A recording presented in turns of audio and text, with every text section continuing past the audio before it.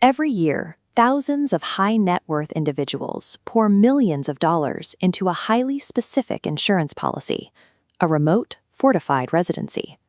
The destinations for this strategy are almost always the same. Wealth managers and survival consultants point their clients toward places like New Zealand, Switzerland, and Chile. The premise is straightforward. You buy a property shielded by geography, stock it with an independent generator and water filtration, and secure absolute physical safety and turnkey survival during a global nuclear exchange. But this strategy has a fatal blind spot.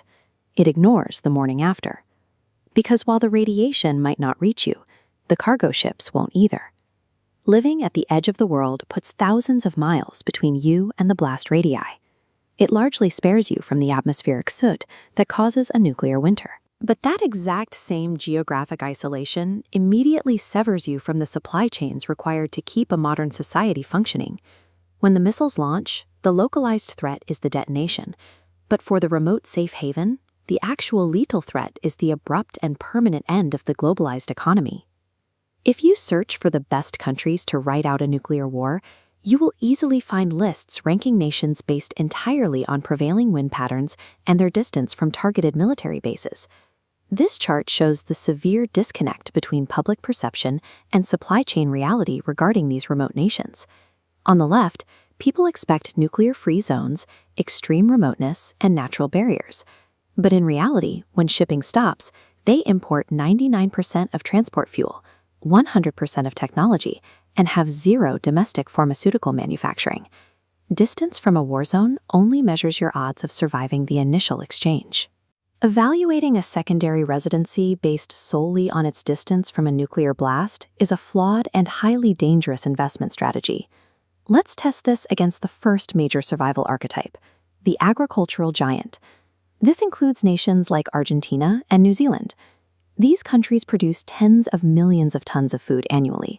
They grow enough beef, grain, and dairy to feed their domestic populations multiple times over.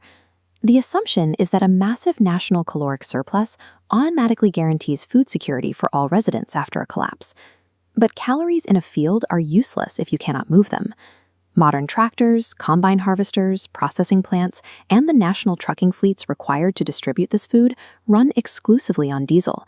And these specific safe havens produce almost no domestic fuel. They rely heavily on massive maritime tankers to deliver refined diesel to their ports on a constant rolling basis. If global trade stops, those ships stop arriving. Based on current onshore fuel storage requirements, these nations will completely deplete their diesel reserves within 30 to 90 days. Once the pumps run dry, the distribution network freezes entirely. Millions of tons of meat and produce will sit rotting in fields and rural processing plants because there is literally no fuel left to truck it into the cities. A national food surplus is utterly meaningless if the logistical network required to move calories to the urban centers collapses. Starvation will hit the cities just as hard as if the country grew nothing at all. This brings us to the second survival archetype, the buffer state, which utilizes strict political neutrality as a shield. Nations like Bhutan and Switzerland maintain aggressive neutrality. This stance successfully keeps them off the primary targeting lists of nuclear superpowers during a conflict.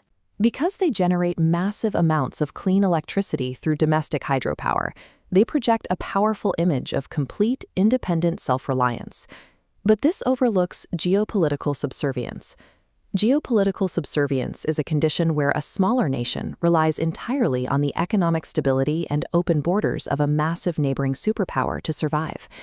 If a bordering superpower experiences a severe economic collapse, enters a total war economy, or simply halts cross-border transit with military force, the buffer state is instantly cut off from the outside world.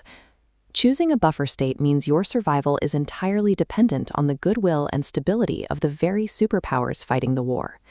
Beyond food and borders, highly developed safe havens carry two invisible, catastrophic vulnerabilities: healthcare and digital infrastructure. The medical reality is grim. Remote nations marketed to foreign investors possess almost zero domestic pharmaceutical manufacturing capabilities. Once pre-war stockpiles run out, usually within 3 to 6 months, the supply of imported insulin, broad-spectrum antibiotics, and basic surgical anesthetics drops to zero. Highly manageable medical conditions rapidly become fatal. That physical severance triggers an immediate digital collapse. These nations are entirely reliant on a tiny fraction of underwater infrastructure for global connectivity, routing all their internet traffic and offshore cloud data through a handful of physical fiber optic cables. If those connections are severed by submarine warfare or the destruction of offshore data centers, the local digital economy evaporates. Electronic payments fail, banking records vanish, and digital communications drop completely offline.